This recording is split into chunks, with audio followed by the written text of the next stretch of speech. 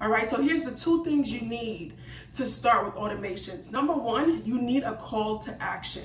And that is, if you look on websites and there are buttons on the website, it can be enroll in my course today, or it can be download this PDF. It could be sign up for our newsletter. When you posting on social media, let's say you're promoting your newest collection of sneakers, right? Our call to action can be click on this link to see our full collection of sneakers. So a call to action is something that is obvious on your post or on your website that tells the viewer, if you click on this or if you do XYZ, it will take you to this place. So that's the first thing you need to start thinking about, is incorporating call to actions on your website and also on your social media posts. The second thing that you need is a trigger. A trigger is an action that's taken place that starts a workflow. Okay, so there's two words, automation, and then there's workflow. The trigger is what automates the workflow. Okay, so the trigger, think of it as the first step of many. So let's fill this in with real life examples to help you understand what I'm talking about. So let's say you're a hairdresser and you have a website. On your website you show before and after hairstyles. You have different hairstyles that you've done. You have beauty products. So one of your call to actions are Mother's Day is coming up. So you're having a 2-for-1 special, right? Mother and daughters come in for a certain percentage. So on your website, you have the Mother's Day combo special. Click here to receive your discount code. So the person clicks on the link on your website and they receive in their email the coupon code. So now with that coupon code, they can go to your beauty salon and you scan the discount code and the discount is taken off of the price, right? That right there is an automation. So now let's take it a step further into workflow. When you think about what is a workflow, you really have to think about what are the steps that you're taking in your business or that you want your customer to take. Think about, and sometimes you have to reverse engineer it. Someone submits a consultation, right? Request, and they have the consultation with you.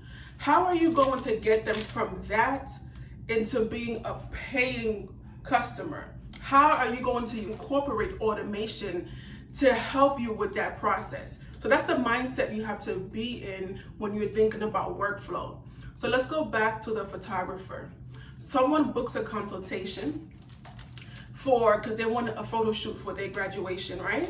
So they book the consultation, they're already taken to the calendar and it's booked. Now here's the workflow. Number one, they receive a confirmation saying your appointment with me has been confirmed.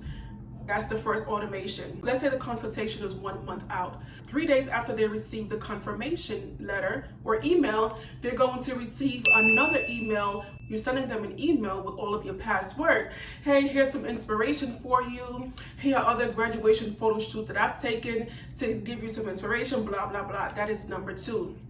Now, it's 2 weeks before the appointment. What you can do is send out another email that's with customer testimonials, right? Every email has a purpose. You're building trust, you're sending information, you're providing value. It takes about 5 to 7 touches with a lead before they become a client, right?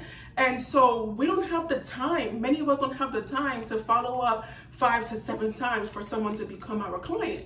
Now, granted, there are people who will look at what you have and just book or buy from you just like that, right? But for the most part, that doesn't happen. And so you want to increase the number of conversions without you having to physically do it. So that way your business can start working for you. This is where the workflows come into place. So that is an example of a workflow where you have a number of steps to take somebody from point A to point B in your business. That can also be a workflow, can start an onboarding process. So if you just hired someone and they're your virtual assistant, well, the first part of the onboarding process could be an email sent. Oh, here are your credentials, right? Then the second part of the workflow for that onboarding process can be, let me introduce you to the staff, and here's where everything is at. Here's the map of the actual location of the business. And every week you send them an email with some type of information or training that they should have, right? And at the end of a 6-week onboarding process, this person gets a certificate that says now they're fully on board and ready to rock and roll with your company. That is another example of a workflow.